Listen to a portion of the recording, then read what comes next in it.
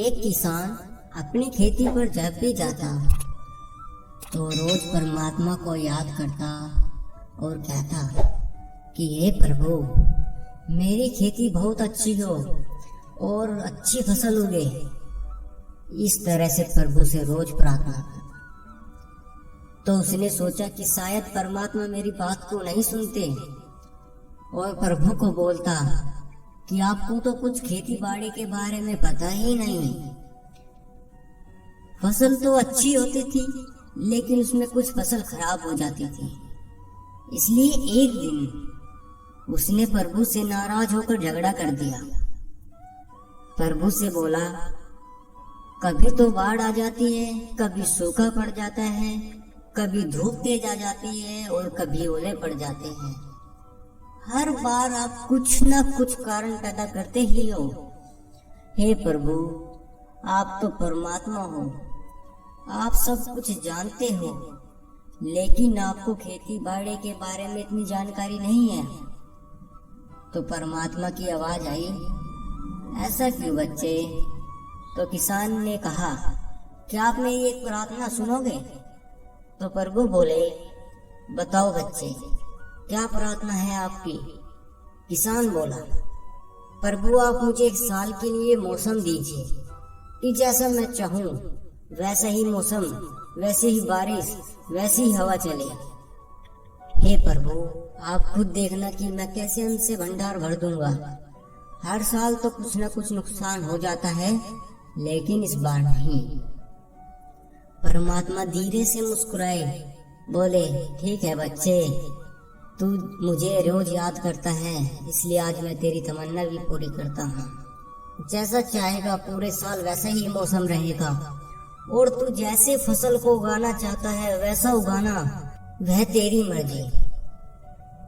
मौसम जैसे तुझे चाहिए वैसे तुझे मिलेगा, मैं उसमें कोई दखलबाजी नहीं करूँगा।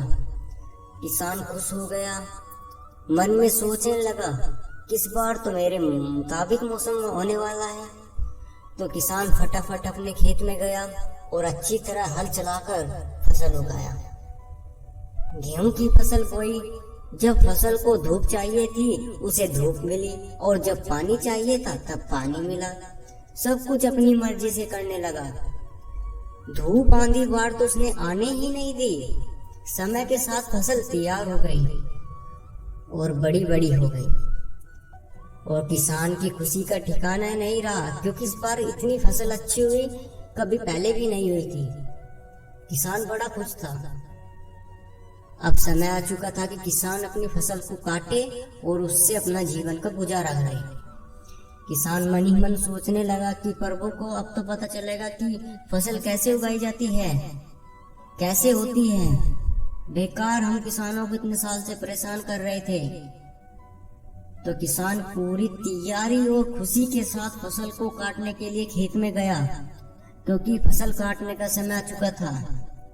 जब फसल काटने के लिए बैठा और तब उसने देखा कि गेहूं की एक भी बाली पर गेहूं नहीं था, सारी बाली अंदर से खाली थी।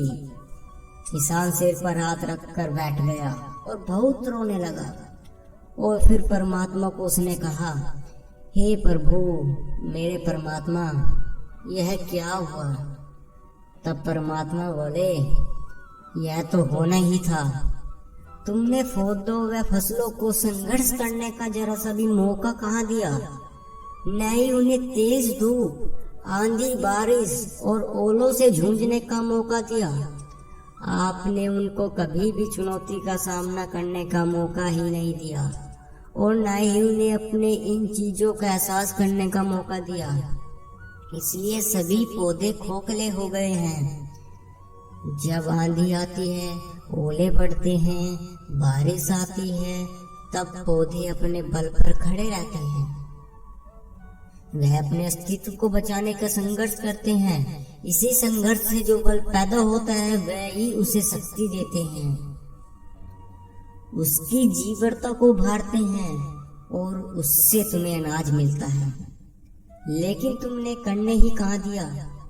मेरे प्यारे दोस्तों, यह कहानी हमें यही सिखाती है कि संघर्ष के बिना जीवन में सुख नहीं, अपने लिए प्यार और दूसरों के लिए दया, रहम भाव और खुद के लिए संतुष्टता होनी चाहिए।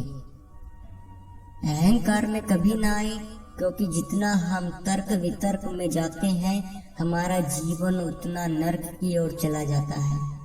सतर्क रहे, तर्क वितर्क से दूर रहे। जीवन सुंदर है, उसको खुशी से जिए। समय के अनुसार समय के प्रतिफल हम अपने आप को ढाले। जीवन में जो भी मुश्किलें हैं, जो भी समस्याएं आती हैं, उसका सामना करना सीखें। हर बार न कहे कि यह परमात्मा की वजह से मुश्किलें हुई हैं। नहीं, परमात्मा सुख का सागर है, वह कभी दुख नहीं देता। उस किसान ने एहसास किया कि जो होता है अच्छा ही होता है। अगर एक पेड़ तूफान से, हवाओं से बिल्कुल सामना नहीं करता तो उसकी जड़ कमजोर हो जाती है। कहने का मतलब है कि जो मुश्किलें हैं, परेशानी आती हैं, उसका सामना करें। अगर सामना नहीं करेंगे तो हम कमजोर हो जाएंगे। इसलिए समस्या से डरे नहीं, क्योंकि कहते हैं ना कि जो डर गया वो मर गया। जीवन से डर को निकाल दे, विश्वास रखिए अपने ऊपर और भगवान के ऊपर। संसार में जो भी हो रहा है वह सब अच्छा ही हो रहा है, इसलिए अच्छाई को हमें आगे लेकर बढ़ना है। तब हमारे जीवन में खुशी का पुष्प खिलेगा। मुझे पूरी आशा है कि आप इस कहानी के भाव को अपने जीवन में उतारने का प्रयास करोगे।